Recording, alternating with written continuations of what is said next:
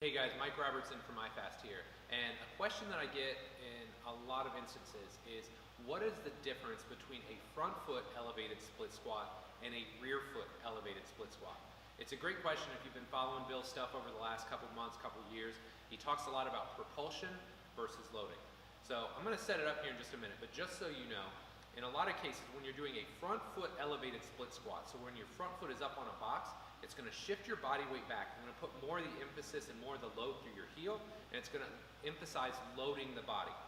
In contrast, if you're going to do a rear foot elevated split squat, it's going to shift your center of gravity forward, it's going to shift everything forward on the front of your foot, and it's going to be a more propulsive base activity.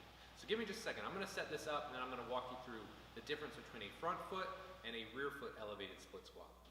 All right guys, so let's dive in and look at the difference between a front foot and a rear foot elevated split squat. So on that front foot elevated variation, again, we just got like a 3-4 inch box here. You can see when I split front to back, how it shifts everything back. It's a little bit easier to keep the weight on my heel, so when I come down, it's easier for me to keep my center of gravity back. Now, when I move this box around, and again, I'm just going to use the box for setting up a bench or something like that, but when I flip it back here, immediately it pitches my torso forward a little bit more weight is through this front leg, and it allows me to propulse and move my forward a little bit, body forward a little bit. So it really just comes down to there's not one variation that's better than the other. It depends what do you need at that point in time. If you got an athlete that struggles to load, struggles to shift their center of gravity back, front foot is probably going to be your best friend.